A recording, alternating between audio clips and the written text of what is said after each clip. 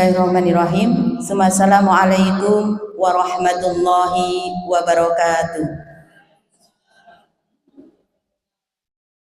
Innal hamdalillah nahmaduhu wa nasta'inuhu wa nastaghfiruh wa na'udzu billahi min shururi anfusina wa min sayyiati a'malina. May yahdihillahu fala mudhillalah wa may yudlil fala hadiyalah. Asyhadu an la ilaha illallah wa asyhadu anna Muhammadan abduhu wa rasuluh. Rabbi israh li sadri wa yassir li amri wahlul 'uqdatam min lisani yafqahu qawli. Amma ba'd. Alhamdulillah, puji syukur mari senantiasa kita panjatkan kehadirat Allah yang telah memberikan begitu banyak nikmat kepada kita semuanya. Terkhusus adalah nikmat iman, nikmat Islam, nikmat sehat dan nikmat waktu luang kita, sehingga pada sore hari ini di suasana yang cukup sejuk, bahkan lebih dari sejuk sampai ke arah dingin gitu ya, Allah berikan kesempatan nikmat itu kepada kita semua, sehingga pada sore hari ini kita masih bisa untuk menghadiri taman-taman surga ini. Mari kembali kita luruskan niatan kita bahwa kita hadir ke majelis ini dalam rangka untuk memenuhi apa yang diperintahkan oleh Allah dan apa yang diperintahkan oleh Rasulnya, yaitu diantaranya adalah thalabul ilmi fardhatun ala kulli muslim. Karena ini merupakan salah satu dari bagian kita sebagai seorang muslim. Untuk apa, Bu? Untuk thalabul ilmi, untuk menuntut ilmu, ya. Jadi kita luruskan kembali niat kita hadir ke majelis ini adalah dalam rangka untuk memenuhi apa yang diperintahkan oleh Allah dan dalam rangka untuk mengharapkan ridhonya Allah semata. Kemudian salawat serta salam semoga senantiasa tercurahkan kepada junjungan kita Rasulullah Muhammad sallallahu alaihi wasallam yang telah membimbing diri kita semua sehingga sampai dengan hari ini kita bisa merasakan nikmatnya berislam, nikmatnya beriman, sehingga kita insyaallah akan mendapatkan kebahagiaan dan keselamatan baik dunia maupun akhirat. Baik ibu-ibu yang dirahmati oleh Allah, sebelum saya mulai ini nanti sampai jam berapa? Jam 5. Sampai jam 5. Waktu hanya 1 jam, ya. Jadi langsung saja ya, supaya nanti bisa untuk kita selesaikan sebagaimana pembahasan yang diminta untuk tema kita sore hari ini, ya. Sebelumnya saya sampaikan juga jazakumullah khair atas semuanya, terkhusus atas kerja kerasnya para panitia begitu ya, sehingga bisa senantiasa terselenggara acara kajian muslimah Masjid Remaja ini, ya. Masya Allah, sejak awal mulai berdiri dan alhamdulillahnya di setiap bulan Bunda Hafsiyah gitu ya. Jadi setiap bulan terus bisa dilakukan dan mudah-mudahan semakin hari nanti semakin berkah, semakin bisa untuk memberikan kemanfaatan kepada para muslimah, tidak hanya yang berada di sekitaran Masjid Remaja, tetapi mudah-mudahan bisa lebih meluas lagi, ya. Kemudian juga saya sampaikan jazakumullah khair kepada semua ibu-ibu yang sore hari ini telah meluangkan waktunya untuk hadir ke majelis ini, ya, meskipun harus berhujan-hujanan terlebih dahulu sehingga sampai menuju ke sini, ya. Mudah-mudahan perjuangan panjenengan sehingga bisa sampai ke sini menjadi catatan amal sholih yang lebih utama di hadapan Allah dan akan menjadi pemberat catatan amal pada saat kita menghadap kepada Allah. Baik, ibu-ibu yang dirahmati oleh Allah, sore hari ini kita mengangkat tema apa, Bu? Wanita penyejuk jiwa. Dan alhamdulillah kita sudah berada di ruangan yang sangat sejuk, ya. Ya, jadi ini sangat melengkapi gitu ya. Biasanya ruangannya di bawah, ya, di bawah. Hari ini di atas. Disesuaikan dengan temanya, ya. Jadi suasananya sangat sejuk. Apa yang kita bisa pahami dari tema yang hendak kita bahas hari ini? Wanita penyejuk jiwa, ya. Saya mengambil satu pendapat saja, Bu. Bukan pendapat saya, bukan pendapat panjenengan, tetapi pendapatnya ulama, ya. Kalau kita mengambil rujukan bukan pendapat dari orang yang tengah berbicara, bukan, tetapi langsung kita mengambil dari pendapatnya ulama. Saya mengambil dari pendapatnya Ibnu Abbas, ya. Ibnu Abbas. Beliau mengatakan bahwa seorang wanita yang dia bisa menjadi penyejuk jiwa, atau seorang anak atau seseorang yang dikatakan dia akan bisa menjadi penyejuk jiwa, atau biasa dengan istilah qurrata a'yun, begitu ya. Nah, itu apa yang dimaksudkan di situ? Ya, yaitu kalau yang dimaksudkan adalah wanita, maka makna wanita sebagai penyejuk jiwa itu adalah wanita yang senantiasa berada di dalam ketaatan kepada Allah, sehingga ketaatannya itu bisa menghadirkan kebahagiaan dunia dan akhirat. Itu ya. Jadi yang dikatakan penyejuk jiwa ini ternyata kalau menurut pendapatnya ulama itu bukan hanya sekedar sedeblek dipandang, ya, kelihatan cantik nih orang, kalau dipandang menyenangkan hati, enggak hanya sebatas itu. Tapi qurrata a'yun, penyejuk pandangan atau penyejuk jiwa itu adalah si orang tadi, bisa itu si istri, bisa itu seorang wanita secara khusus, bisa itu anak, dikatakan sebagai penyejuk jiwa bagi orang tuanya tatkala anak itu senantiasa berada di dalam ketaatan kepada Allah, yang dengan ketaatan itu akan bisa untuk menghantarkan dirinya dan juga orang tuanya atau keluarganya menuju kepada kebahagiaan di dunia dan di akhirat. Ternyata tidak simpel ya. Orang dikatakan bisa untuk menjadi penyejuk jiwa bukan hanya kalau indah dipandang, bukan hanya kalau dari postur tubuhnya menyenangkan, bukan hanya itu, tetapi ada syarat khusus di situ. Di sepanjang dia menjalani berkehidupan, dia senantiasa berada di dalam ketaatan kepada Allah. Itu pendapat salah seorang ulama. Ya, jadi kalau kita menghendaki dan kita pengen untuk menjadi seorang wanita yang di situ akan bisa menjadi penyejuk hati, penyejuk jiwa bagi suaminya, bagi orang tuanya, bagi keluarganya, bagi anak-anaknya, maka kita harus tahu bagaimana kita untuk bisa menjalankan ketaatan kepada Allah. Bagaimana kita bisa menjalani berkehidupan ini senantiasa berada dalam koridor taat kepada Allah. Ya. Maka kalau kita coba tengok Bu, salah satu kisah Ibunda Khadijah. Ibunda Khadijah. Ada yang kenal Ibunda Khadijah? Istri Rasulullah yang keberapa? Yang pertama dan yang paling dicintai, yang paling berkesan sekali di dalam hati Rasulullah.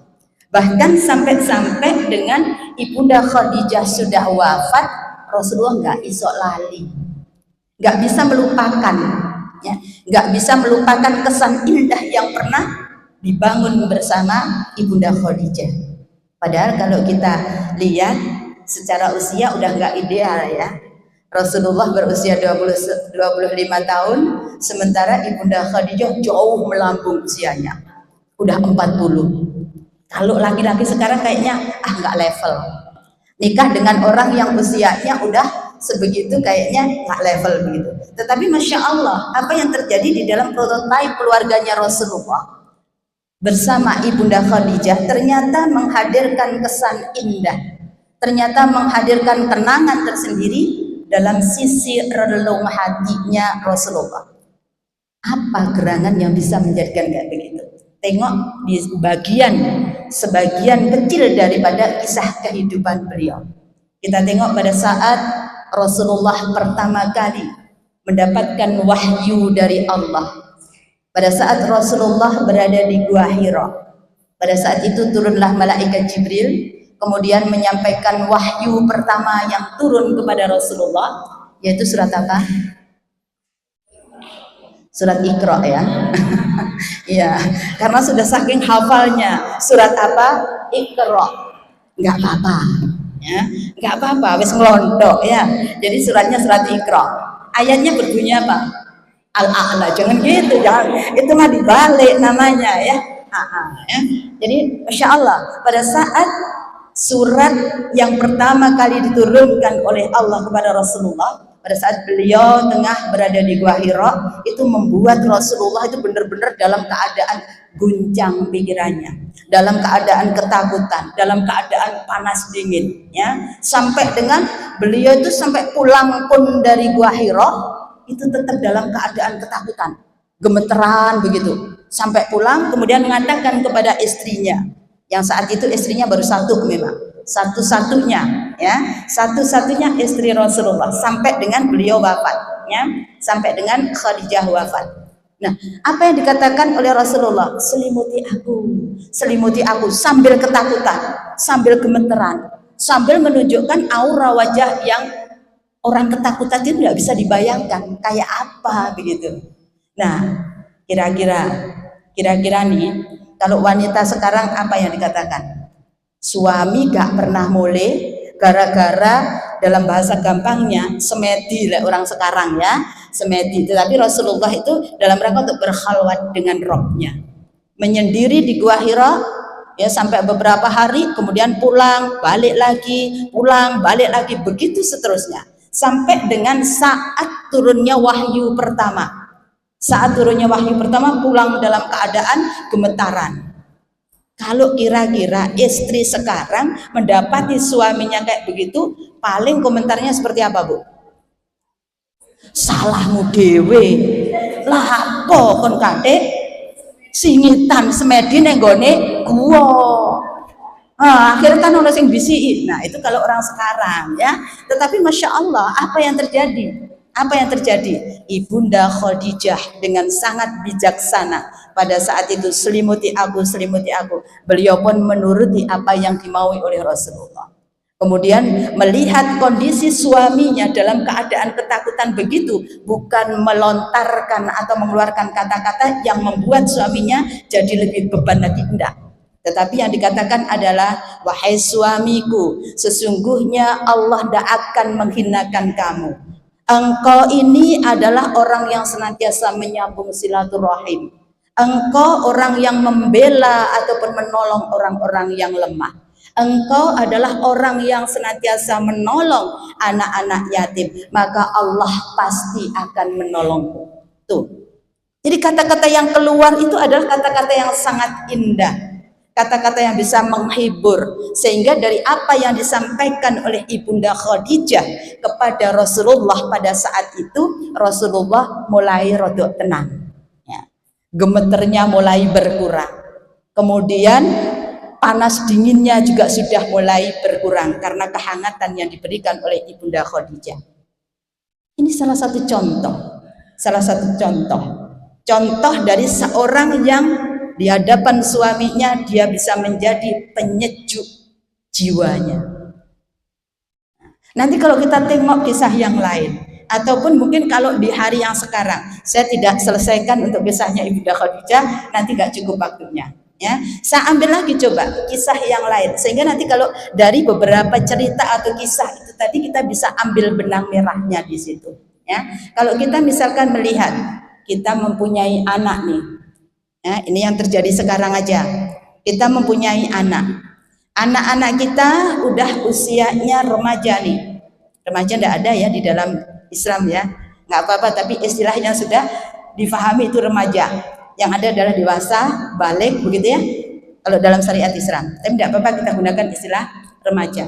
Anak-anak kita sudah berada di usia remaja. Kemudian pada saat dia di usia remaja, dengar azan waktunya sholat, anak kita masih juga sibuk dengan urusannya, yang main masih tetap main, yang pegangan setan kotak masih melanjutkan berduaan dengan setan kotaknya, begini terus gitu ya. Yang dia lagi asik nonton, masih asik dengan nontonnya, atau mungkin yang dia lagi bermain dengan teman-temannya, masih asik bermain dengan teman-temannya. Kira-kira panjenengan sebagai orang tuanya apa yang panjenengan rasakan? Cekot-cekot, hatinya cekot-cekot, cenut-cenut gitu ya. Hatinya pasti akan merasa, duh kok kayak gini yo anakku gitu. Berbeda halnya pada saat kita mendapati anak-anak kita pada saat menjelang azan zuhur dia sudah bersiap.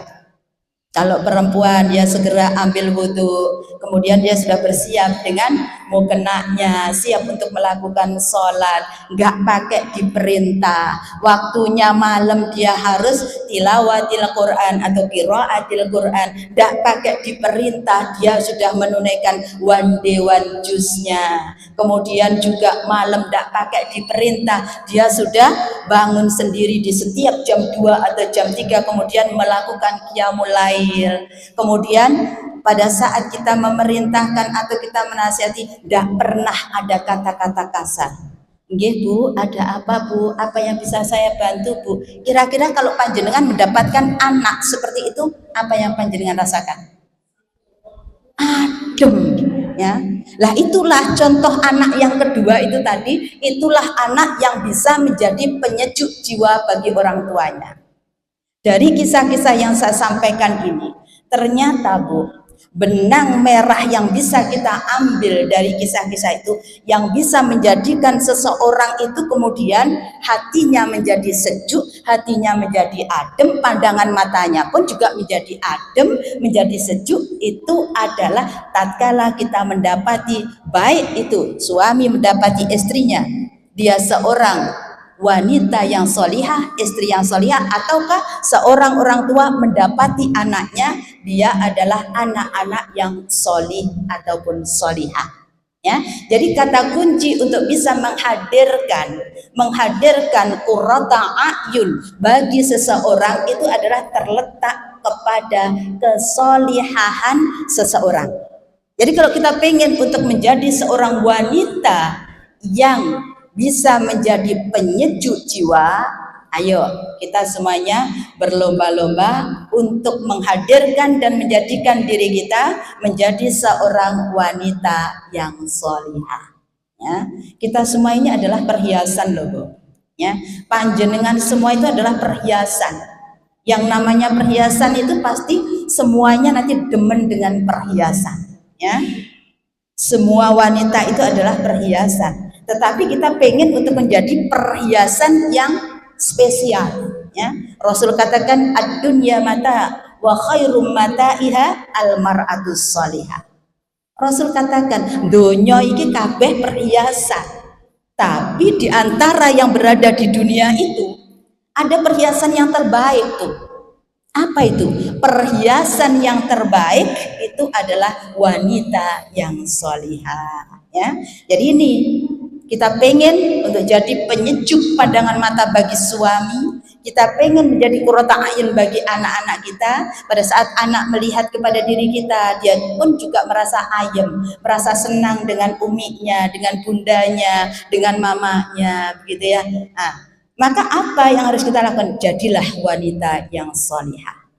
Nah, ini yang perlu untuk diketahui. Wanita yang solihah itu yang seperti apa, Bu? Wanita yang solihah itu yang seperti apa?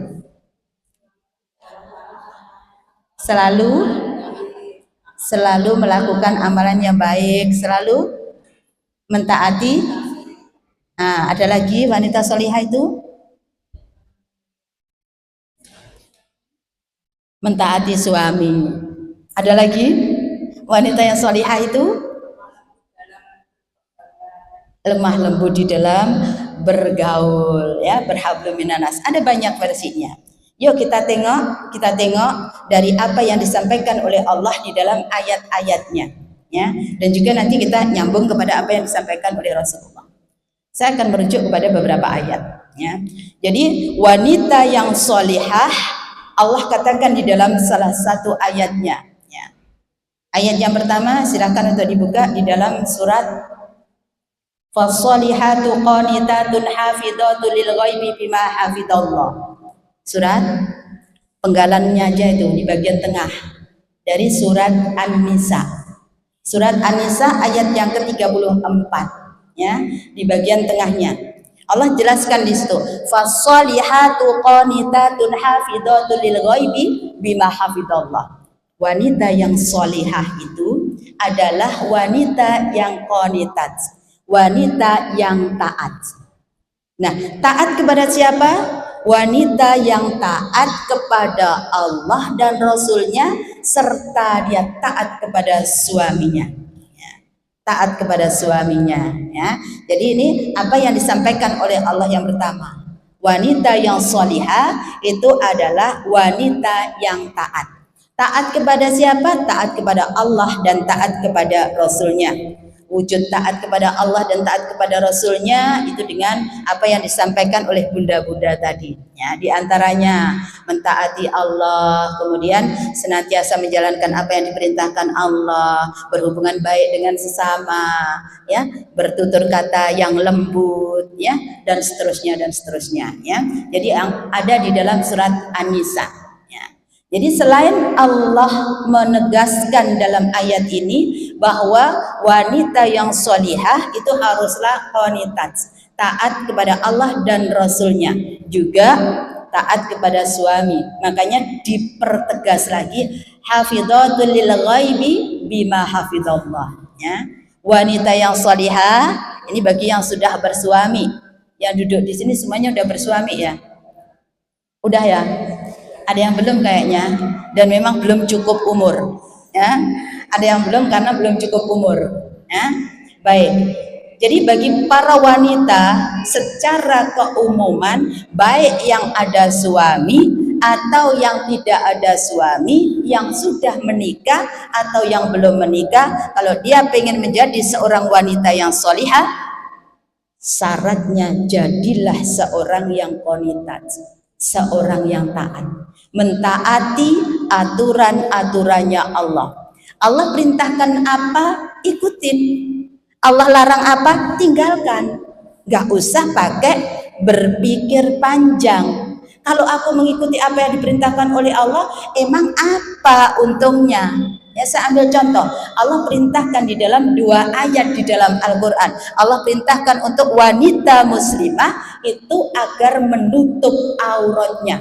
Allah perintahkan itu ada di dalam surat An-Nur ayat yang ke-31 dan ada di dalam surat Al-Ahzab ayat yang ke-59. Dari kedua ayat itu, kalau wanita itu dikatakan dia sebagai seorang wanita yang taat, ada perintah nih dari Allah. Wanita kudu menutup auratnya. Gak usah pakai lek wayai pengajian naik nutup aurate. Lek neng omah gak usah nutup aurat. Berarti ini masih tawar menawar terhadap perintahnya Allah. Bisa dikatakan qanitat, Bu? Bisa enggak? Enggak bisa loh, ya. Sepakat? Sepakat, ya.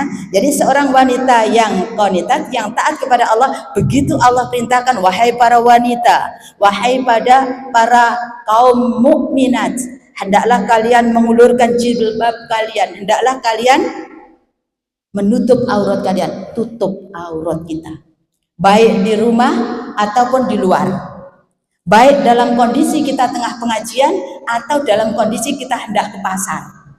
Kok saya nulisnya ke situ? Kalau mau ke pasar, ya.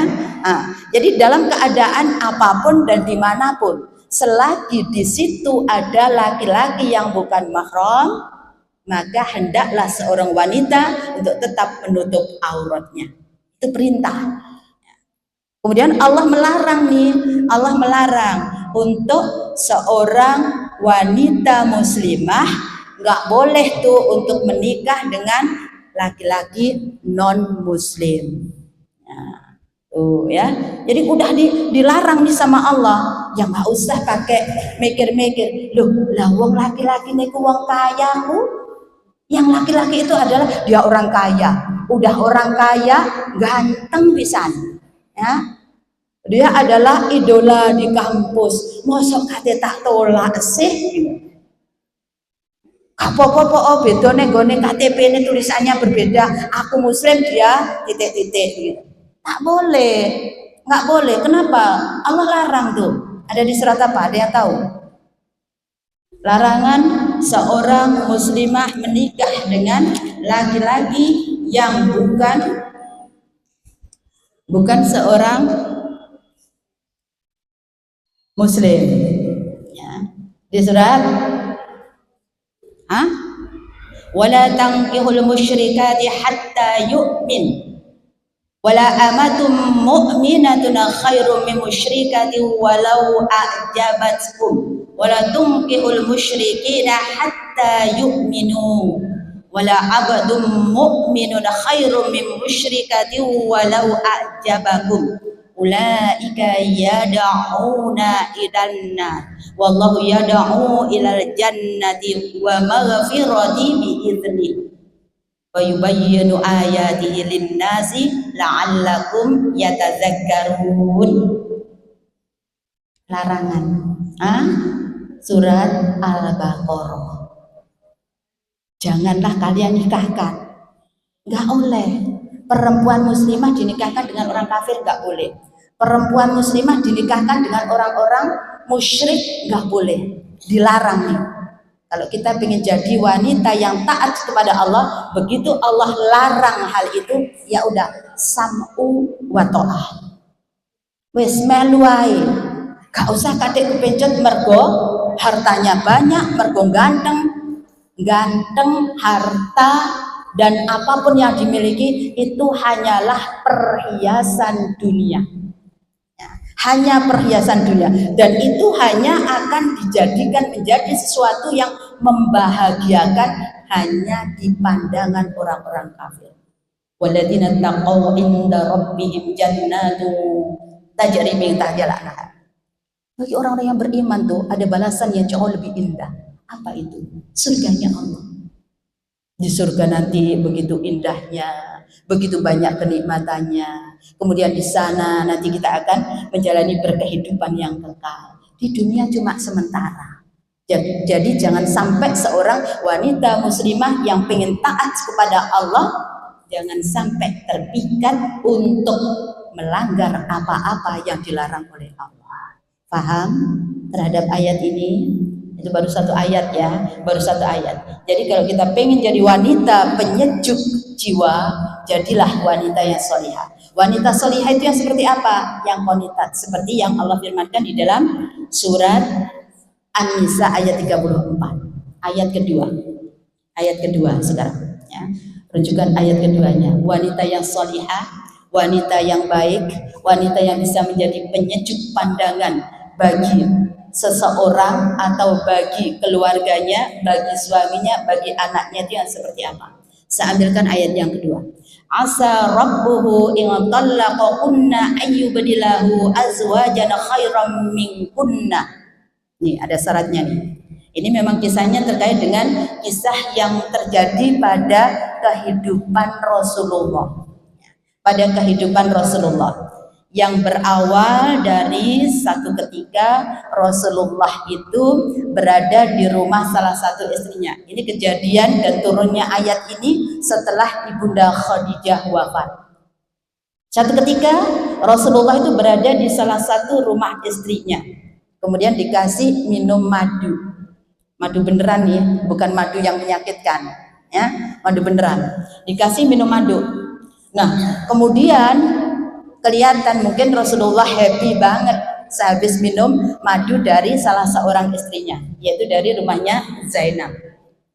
Nah, kemudian Rasul waktunya untuk berkunjung ke istri yang lain.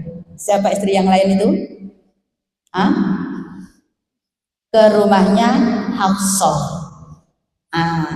Ke rumahnya Hafsah. Kemudian di rumahnya Hafsah tuh sama Rasulullah ada ngobrol-ngobrol nih, karena namanya suami istri kan biasa ya. Tadi habis dikasih minum madu dari sana gitu. Mungkin pada saat itu ekspresi Rasulullah itu menunjukkan aura. Cek ketok senenge yo, begitu ya. Nah, akhirnya jadi omongan nih. Si Hafsah ngobrol-ngobrol cerita sama saudaranya, ukhtiha, ya saudaranya lagi, maksudnya madunya. Siapa itu? Aisyah radhiyallahu anha. Akhirnya wong loro iki mau, ya. Dua orang istri Rasulullah itu klesik-klesik. Apa bahasa Indonesia ini klesik-klesik itu? Paham semua toh, orang Jawa semua toh? Nah, klesik-klesik tuh dua orang nih, ya. Kemudian apa yang dibicarakan oleh Hafsah dan Aisyah itu Allah sampaikan kepada Rasulullah. Allah sampaikan kepada Rasulullah, ya. Sampai kemudian Rasulullah menegur kepada Hafsah, menegur kepada Hafsah. Hafsahnya merasa kaget, lah wong aku itu gak nyeritakno ke siapa-siapa, kok Rasulullah tahu tentang apa yang kita bicarakan berdua. Maka kemudian Hafsah bertanya, siapa yang memberitahu engkau ya Rasulullah? Yang memberitahuku adalah Rabbku, Allah. Ya. Maka kemudian Allah turunkan di dalam ayat yang ini, ya. Sudah ketemu ayatnya? Surat At-Tahrim, ya. Surat yang ke-66, ayatnya yang ke-5, ya. Jadi itu sudah sangat lengkap di situ. Kalau seseorang itu pengen untuk menjadi seorang wanita yang baik, yang penyejuk jiwa, wanita yang solihah, sudah terangkum di situ, lengkap sudah. Makanya dikatakan di situ, asa rabbuhu in talaqakunna ayyubdilahu azwajan khairam minkunna. Ya, jikalau Rasulullah itu menceraikan dari istrinya yang dua klesik-klesik tadi, ya, maka sesungguhnya Allah itu menjanjikan bahwa Allah itu akan menggantikan dengan istri yang jauh lebih baik daripada mereka itu. Coba, ada yang bilang kalau Aisyah itu nggak baik? Ada? Ada yang bilang Aisyah itu nggak baik? Ada nggak? Nggak ada. Kecuali orang yang memang nggak senang sama keluarganya Abu Bakar As-Siddiq. Ya, ada satu kelompok yang katanya Islam tapi sesungguhnya bukan Islam. Mereka membenci kepada Aisyah radhiyallahu anha. Yang diakui hanya Khadijah saja. Ya, di kelompok yang ini sebenarnya bukan Muslim, bukan Islam, tetapi mereka adalah orang-orang kafir. Ya. Aisyah itu nggak buruk tuh. Bahkan saya teringat kepada salah satu kisah yang diabadikan di dalam hadis Rasulullah yang lain. Aisyah tuh pernah mendapatkan hadiah dari Muawiyah berupa dirham.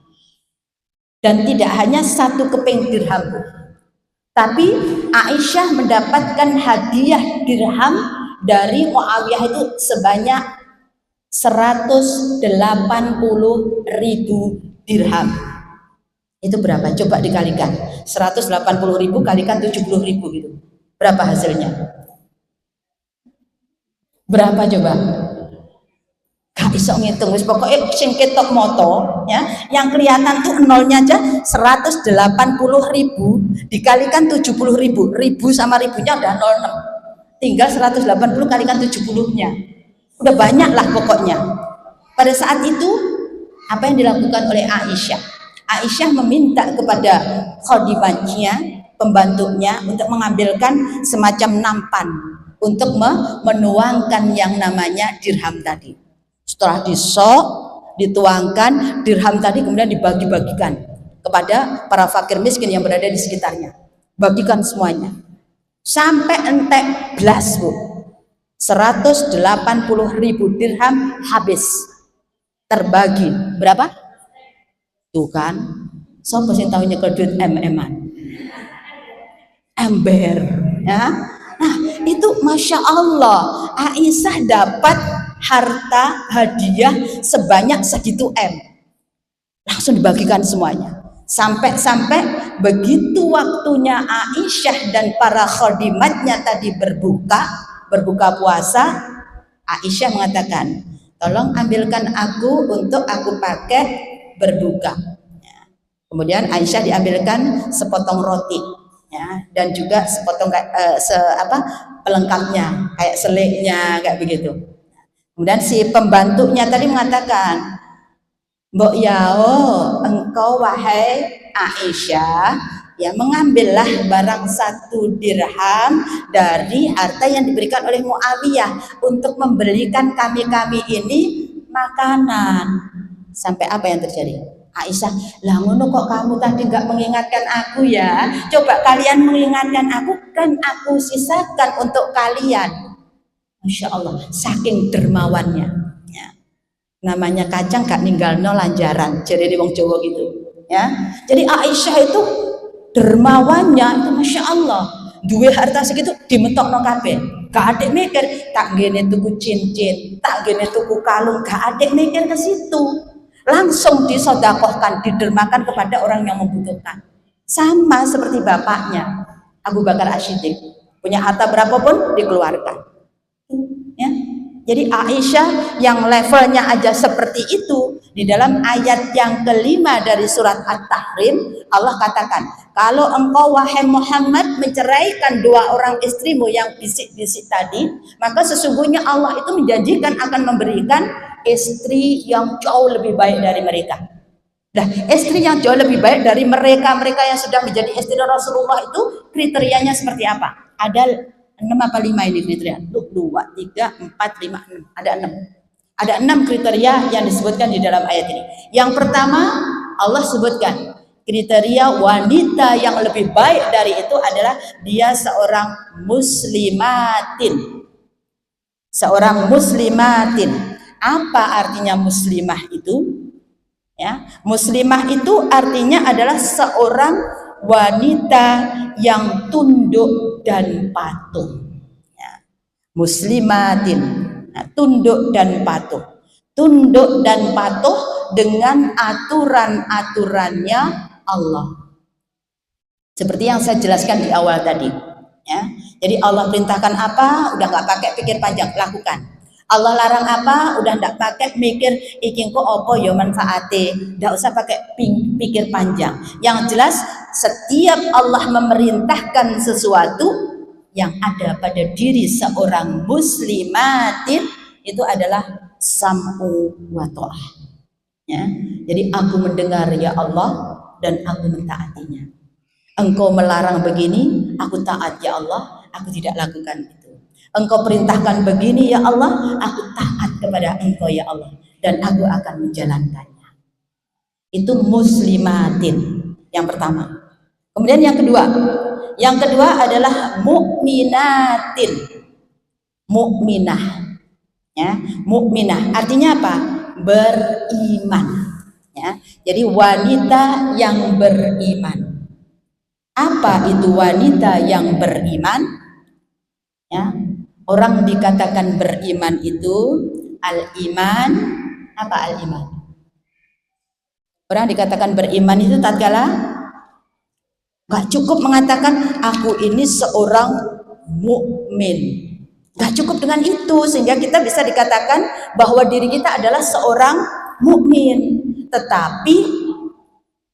Tetapi kita harus mewujudkan, kita harus merealisasikan, baru seseorang bisa dikatakan iman. Sampai-sampai seperti apa yang diabadikan oleh Allah di dalam surat Al-Hujurat itu. Ya. Orang Badui itu kan mengatakan bahwa ya Rasulullah, aku ini sudah beriman. Kemudian sama Allah dibantah, katakan kepada dia, si orang Yahudi itu, bahwa dia itu belumlah beriman, tetapi dia itu baru Islam. Dia itu baru masuk, ibarat masuk rumah, baru masuk rumah aja, belum sampai kepada meyakini yang sebenarnya. Ya, jadi dia dikatakan sebagai orang yang beriman itu kalau iman itu udah masuk ke dalam hatinya, kemudian dia realisasikan di dalam perbuatan. Makanya di dalam pengertian atau istilah yang disampaikan oleh beberapa ulama, seorang dikatakan beriman itu tatkala ada pembenaran dalam hatinya. Tasdiqun biqalbi wa iqrarun bil lisan wal amalu bil arkan atau bil jawari, ya.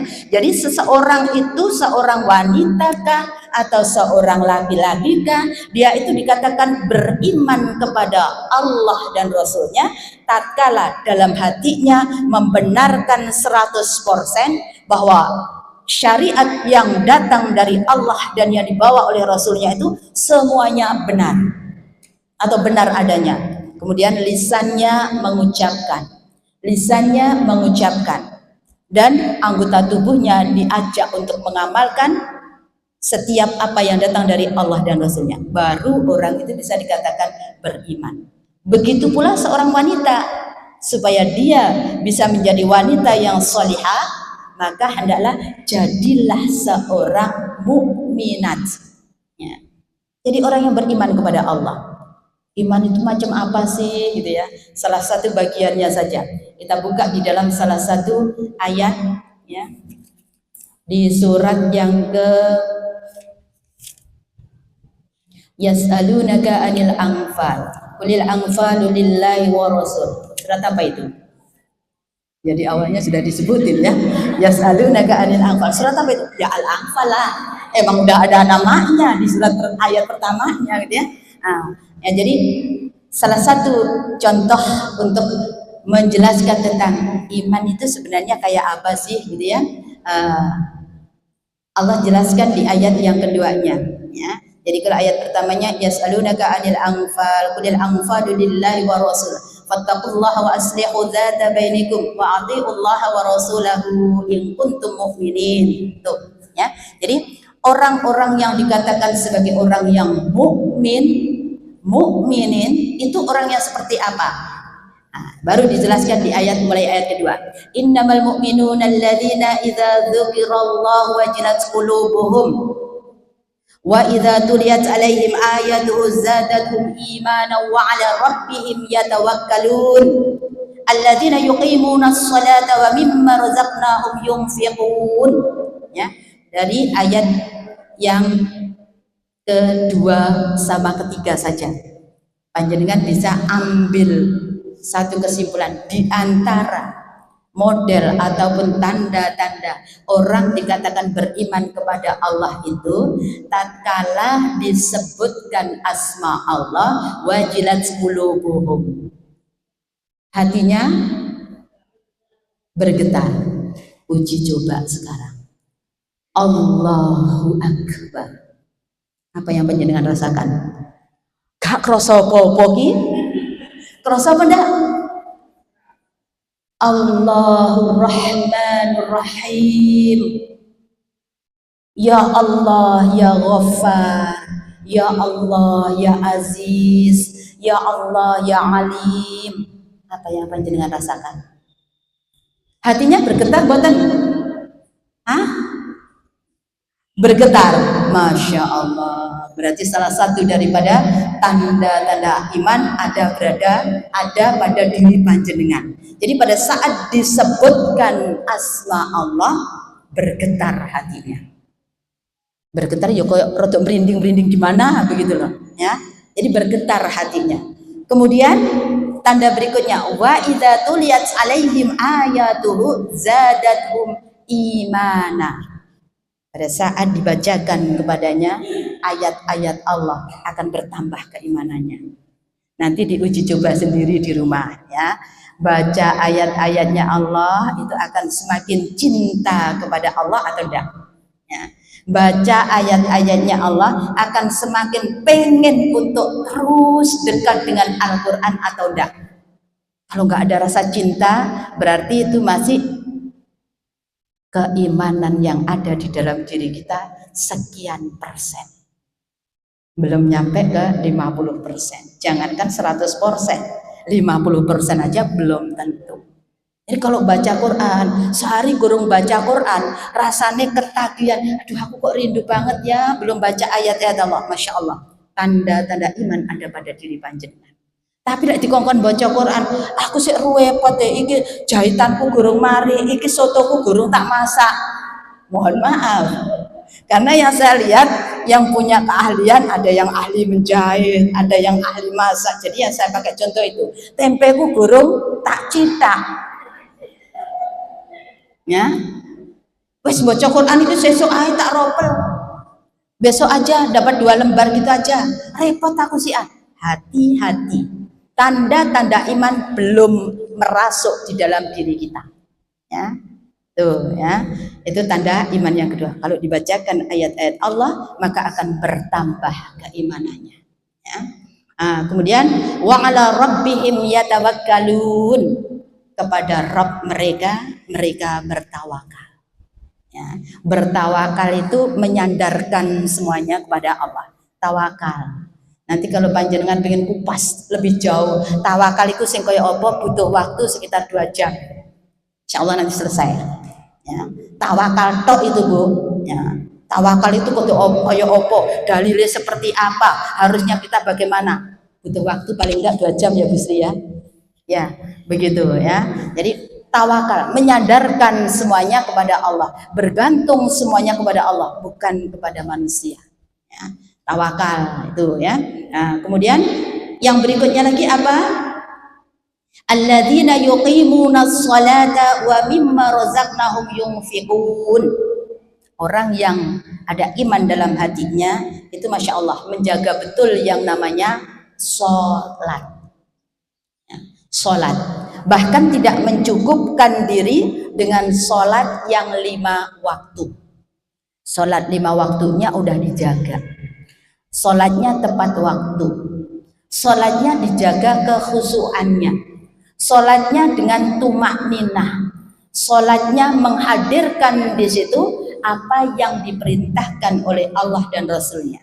Sholatnya sudah mencontoh sholat yang diajarkan oleh Rasulullah, baik dari gerakan, bacaannya, jumlah rokaatnya, waktu-waktunya, dan semuanya mengikut apa yang diajarkan oleh Rasulullah. Tengok di dalam sifat sholat Nabi, bagaimana Rasulullah mengajarkan kita untuk sholat. Maka orang yang beriman, mereka menegakkan sholatnya, ya, dijaga betul. Jangan sampai terjadi seperti sholatnya orang-orang munafik. Kalau orang munafik itu sholatnya males-malesan, ya, males-malesane ono. Kemudian juga senengane ngulur-ngulur waktu. Ngulur-ngulur waktu. Harusnya sholat asar sekitar jam 3 kurang. Ya. Sik tas mulai ngajar. Mulai ngajar jam 2. Sik tak layah-layah dhisik. Istirahat dulu, tidur-tidur dulu, bareng-bareng dulu, akhirnya kebablasan. Jam 5 baru tangi, langsung cepet wudhu, cepet gitu ya, wudhunya cepet ya, habis itu lakukan sholat. Rasul ingatkan, itu adalah model sholat orang-orang munafik. Kalau mau sholat, dia mengolor-ngolor waktu, menunggu dulu sampai dengan adanya 2 tanduk syaitan. Apa 2 tanduk syaitan? Ulama menjelaskan yaitu waktu terbenamnya matahari. Sholat asar ngenteni lek matahari kate terbenam, baru kemudian lakukan sholat asar. Udah begitu sholatnya nggak beres pula. Jadi dia berdiri kemudian melakukan 4 rakaat. Rasul katakan seperti ayam yang tengah mematuk makanan. Nah, saking buru waktu, keburu adzan maghrib. Jadi sholatnya cepat, Allah Akbar, Allah Akbar, Allah Akbar, Allah Akbar. Sedih, assalamualaikum, assalamualaikum, belayu bisa. Bagaikan ayam mematuk makanan. Ini bukan ciri orang yang beriman. Itu adalah ciri orang munafik. Harus kita tinggalkan. Makanya orang supaya dia bisa menjadi orang yang beriman kepada Allah dan kepada Rasulnya, sholatnya dijaga. Nggak mencukupkan dengan sholat yang fardu, tetapi juga sholat sunnahnya dihidupkan. Kenapa? Karena sholat sunnah itu akan menjadi penyempurna dari sholat fardu kita pada saat di yaumul hisab kelak. Bukankah sholat itu adalah amalan yang pertama kali nanti akan dihisab di hadapan Allah? Pada saat manusia dikumpulkan di hari pengadilannya Allah, maka Allah itu memerintahkan kepada malaikat untuk ngecek. Coba cekkan ini, hambaku ini, bagaimana dengan sholat-sholat fardunya. Kalau sholat fardunya dia lakukan dengan sempurna, maka catatlah bahwa dia telah melakukan sholat fardu dengan sempurna. Tapi kalau ternyata sholat fardu dari hambaku ini enggak sempurna, coba kau tengok, wahai malaikatku, tengoklah bagaimana dengan sholat-sholat sunnahnya. Kalau dia ada sholat sunnah, maka jadikan sholat sunnahnya itu tadi untuk menambal kekurangan dari sholat fardunya. Maka jangan kita mencukupkan diri. Orang beriman itu nggak cukup dengan sholatnya cuma 5 waktu. Ya, lengkapin lagi nanti dengan tahajudnya, duhanya, kemudian juga sholat rawatibnya. Kemudian kalau masuk masjid kesempatan indah tuh ya, jangan duduk dulu ya, sebelum duduk sholat 2 rakaat dulu tahiyatul masjid. Setiap masuk masjid, lho aku cedek masjid, aku mlebu nang masjid itu sedina bolak-balik, gak apa-apa. Nggak apa-apa, sehari 10 kali kita lakukan sholat tahiyatul masjid, boleh, nggak ada larangan. Dan waktunya bebas. Panjenengan mau lakukan kapan aja boleh. Kapan aja boleh, tapi jangan pada saat di 2 tanduk syaitan tadi. Ya, waktu matahari pas terbenam atau waktu matahari pas terbit, tahan dulu, berdiri dulu, jangan duduk dulu pada saat masuk masjid. Tenang dulu, tetap berdiri. Setelah matahari mulai masuk, mulai tenggelam, baru kemudian sholat 2 rakaat. Boleh. Atau pada saat matahari terbit itu, begitu ya. Kesempatan-kesempatan indah. Jadi kita berusaha untuk mendulang berbagai macam amal solih yang bisa untuk kita raih. Ya, itu yang kedua, Bu. Yang kedua. Kemudian yang ketiga, balik ke surat At-Tahrim tadi. Surat At-Tahrim ayat yang kelima, ya. Wanita solihah penyejuk jiwa. Syarat yang ketiganya adalah qonitat, ya. Qonitat yaitu wanita yang taat. Tidak usah saya ulang lagi karena tadi di awal sudah saya sampaikan di ayat ke-34 dari surat An-Nisa tadi. Wanita yang qonitat itu adalah wanita yang taat kepada Allah dan juga kepada Rasulnya serta dia mentaati suaminya. Itu yang ketiga. Kemudian yang keempat adalah taibat. Taibat, wanita yang bertaubat. Wanita yang bertaubat. Jadi seorang wanita pengen untuk menjadi wanita yang bisa menyejukkan pandangan mata, wanita yang bisa untuk menyejukkan hati, itu tatkala dia berbuat maksiat, sekecil apapun kemaksiatan yang dia lakukan, dia bersegera untuk bertaubat. Dan taubatnya bukan tobat tomat, ya, tapi tobatnya adalah tobat yang sebenar-benarnya taubat. Ya. Jadi harus bersegera bertobat. Wa tubu ilallahi jami'an ayyuhal mu'minuna la'allakum tuflihun. Allah seru tuh. Bertobatlah kalian semua wahai orang-orang yang beriman. Wes ndang cepet-cepet toh bertobat kalau kalian itu melakukan kemaksiatan, sekecil apapun kemaksiatan. Kalau tadi kamu itu barusan ngomeli bojomu, ndang segera tobat toh. Ya, tangi turu langsung bernyanyi indah. Suaminya digudang, sampean niku ya mene selagek tangi wis ngono. Subhanallah. Ya.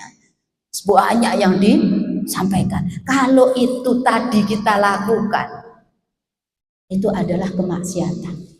Itu adalah dosa yang kita lakukan. Kita pengen jadi penyejuk jiwa. Astagfirullahaladzim. Ya Allah, aku tadi melakukan kemaksiatan. Lapo ngamuk ibu bojoku. Segera minta ampun kepada Allah, juga minta maaf kepada suami. Wujud taubat seseorang yang disebut sebagai taubatan nasuha, sebagaimana yang Allah firmankan di dalam surat At-Tahrim ayat yang ke-8, itu enggak hanya cukup dengan kita meminta ampun kepada Allah saja, enggak. Kalau kemaksiatan itu ada kaitannya dengan manusia, maka untuk bertaubat dengan taubatan nasuha, seseorang itu harus juga meminta maaf kepada orang yang dizalimi. Ya. Baru itu orang bertaubat dengan sebenar-benarnya, ya, taubat. Jadi Allah jelaskan, ndang tobat to, ojo kadek ditunda-tunda. Kalau kau lakukan kesalahan, oh tadi pagi anakku tak juwiwiti sampai gosong kabeh, padahal anaknya wis manut.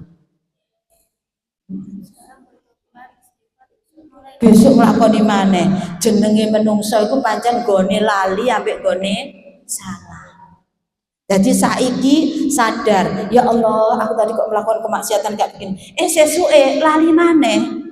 Ya, tangi turu ngomeli bojone maneh. Subhanallah, ya.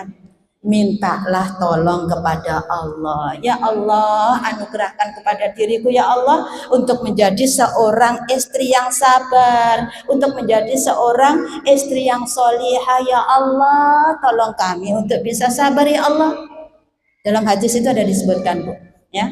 Kalau seseorang itu berusaha untuk bersabar, ya, wa may yatasabbar yusabbirhullah.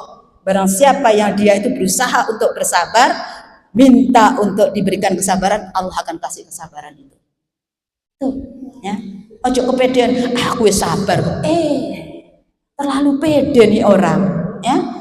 Minta sama Allah dalam segala hal. Kita pengen untuk jadi wanita yang ikhlas, wanita yang solihah, wanita yang sabar, wanita yang bisa beribadah secara khusyuk. Minta sama Allah di setiap saat, di setiap doa-doa kita, maka Allah akan karuniakan, ya. Itu tobat, bertobat kalau ada kita melakukan kemaksiatan, ya. Itu yang keempat. Tadi ayatnya udah ketemu belum? Wa tubu ilallahi jami'an ayyuhal mu'minuna la'allakum tuflihun. Kayak pokoknya dengan Al-Quran. Tinggal dicari dari 6.666 ayat itu pasti ketemu nanti, ya. Ada di surat An-Nur ayat 31 bagian akhir, bagian bawah. Nah, kalau di Quran pojok di bagian kanan, lembar kanan bagian bawah sendiri. Surat An-Nur ayat yang ke-31. Dan juga di surat At-Tahrimnya ayat yang ke-8, ya. Jadi itu perintah untuk kita bersegeralah bertobat, ya. Kemudian yang kelima, kriteria yang kelima adalah abidat, ya, abidat. Seorang wanita pengen jadi qurrata ayun, penyejuk jiwa, maka syarat kelimanya jadilah seorang wanita yang senantiasa beribadah, ya. Beribadah, ya, beribadah.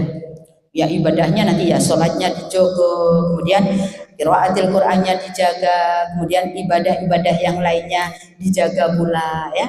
Jadi ibadah baik dalam konteks ibadah mahdhah ataupun ibadah yang ghairu mahdhah, semuanya diusahakan untuk dijaga. Ibadah untuk dalam rangka memenuhi apa yang diperintahkan oleh Allah untuk berinfak, bersedekah, lakukan itu, ya. Ibadah, jadilah seorang ahli ibadah, ya, nggak ada ruginya nanti. Kemudian yang keenam adalah saihat, ya. Saihat, apa itu? Senantiasa melakukan puasa, ya. Jadi seorang wanita yang solihah, seorang wanita yang qanitat, wanita yang dia itu bisa menyejukkan jiwa, itu senantiasa demen untuk melakukan berpuasa, melakukan puasa.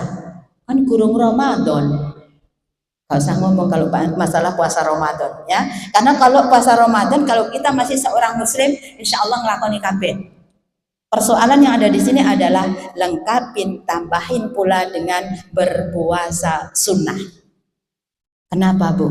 Puasa ini begitu ditekankan. Masya Allah, orang itu dalam kondisi dia berpuasa, itu Masya Allah lebih mudah untuk melakukan kebaikan-kebaikan, lebih dia itu susah untuk melakukan kemaksiatan. Marah akan bisa untuk dia tahan. Kenapa? Takut puasanya batal, takut puasanya rusak. Makanya kita diperintahkan akeh-akeh untuk berpuasa. Kalau kau belum bisa untuk berpuasa sunnah, puasa daun, sehari puasa sehari tidak, maka setidaknya berpuasalah Senin Kamis, sehingga dalam waktu 1 bulan engkau sudah melakukan 8 hari untuk berpuasa sunnah.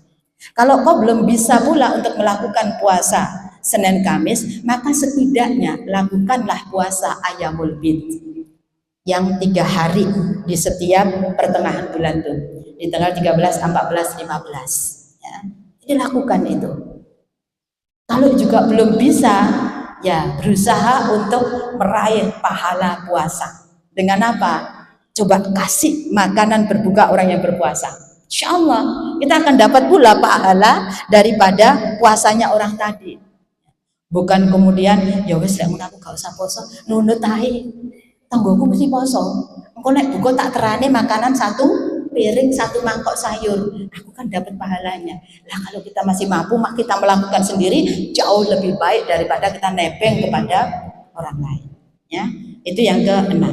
Ya, jadi minimal ibu-ibu yang dirahmati oleh Allah, 6 hal ini harus ada pada diri seorang wanita untuk bisa menjadi penyejuk pandangan mata. Baik penyejuk pandangan mata bagi suaminya atau penyejuk pandangan mata bagi anaknya, bagi orang tuanya, bagi muslimah yang lain. Ya, itu waktunya sudah habis. Kalau saya lanjutkan masih ada poin yang berikutnya. Wanita untuk bisa menghadirkan penyejuk jiwa itu dia harus berakhlakul karimah. Ini tambahannya.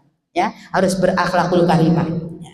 Tutur katanya kudu baik, berhablu minanasnya harus baik, dengan tetangganya nggak boleh mendolimi, suka berbagi dengan tetangga, suka berbagi pula dengan teman-teman pada saat ada yang sakit, nggak berat-berat untuk kemudian menjenguknya atau membantu meringankan bebannya dan seterusnya dan seterusnya. Itu adalah wujud-wujud daripada akhlakul karimah.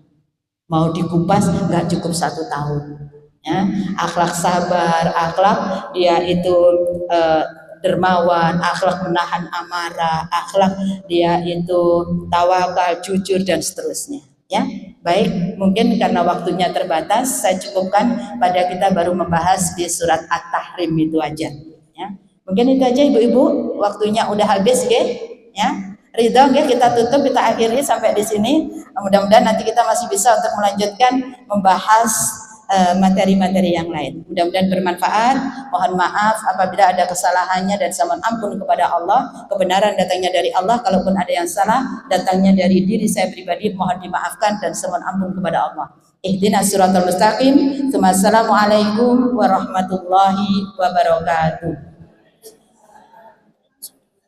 Jangan tutup aja dengan doa kafaratul majelis. Nggih. Terima kasih Ustaz yang telah menyampaikan materi pada sore ini. Semoga ilmunya juga bermanfaat dan semoga kita yang mendengarkan mendapatkan ketambahan ilmu dan bisa menambah keimanan kita.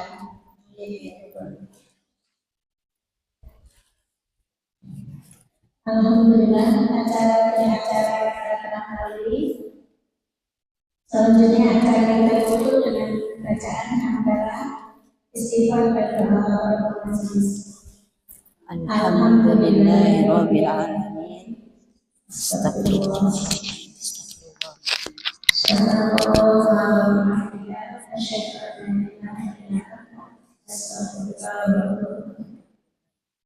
Saya selalu membawa acara dari awal sampai akhir. Apabila ada kata-kata yang kurang berkenan, mohon dimaafkan. Wassalamualaikum warahmatullahi wabarakatuh.